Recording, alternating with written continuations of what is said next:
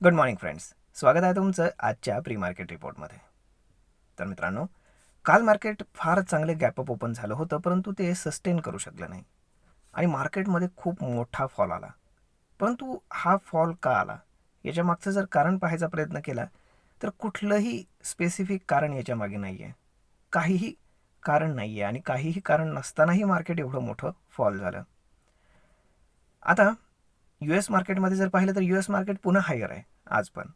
त्याच्यामागचं कारण असं की नेटफ्लिक्सचे रिझल्ट्स आले की जे फार चांगले लागलेत आणि त्यामुळे नेटफ्लिक्स फ्युचर्स आणि बाकी ज्या काही IT कंपन्याज आहेत तिथल्या, तर त्यांचे सेंटिमेंट्स हे पॉझिटिव्ह झालेले आहेत आणि त्यामुळे आपल्या इथं IT ला सुद्धा चांगला बूस्ट मिळण्याची शक्यता आहे. आता राहिलं कालचा फॉल. तर मित्रांनो, काल फक्त फॉरेन इन्स्टिट्यूशनने 3,000 कोटीचा सेल केला आहे. त्या तुलनेनं जर आपण पाहिलं तर जेव्हा HDFC बँकचे रिझल्ट्स खराब लागले होते तेव्हा सतत 2 दिवस ते 10,000 कोटींचं सेल करत होते आणि तेवढ्यातनं सुद्धा आपलं मार्केट रिकवर झालं होतं. पण काल त्यांनीही काही फार सेल केलेलं नाही आणि असं असतानाही केवळ एक सेंटिमेंट निगेटिव्ह झालं.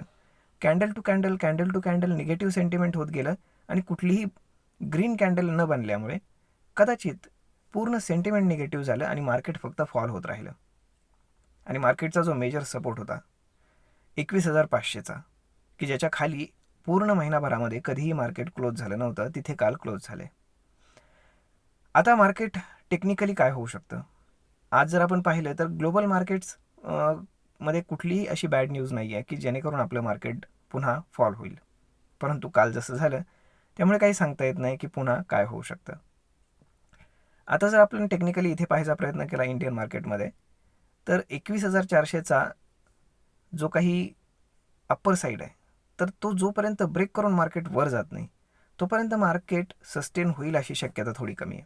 आणि कालचा जो लो आहे तो जोपर्यंत मार्केट ब्रेक करत नाही तर तोपर्यंत मार्केटला थोडंसं सेफ साईड कुशन आहे, कारण आज मार्केट 70-80 पॉईंट गॅपअप ओपन होत आहे.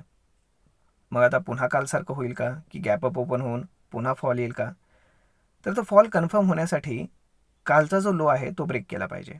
जर कालच्या लोपासनं जर काही बॉटम फॉर्मेशन होऊन पुन्हा जर मार्केट वरती गेलं तर सांगता येत नाही. परंतु याच्यामध्ये शक्यतो ट्रेड करू नये अपसाईडला 21,400 आणि डाऊन साईडला कालचा लो ब्रेक होईपर्यंत.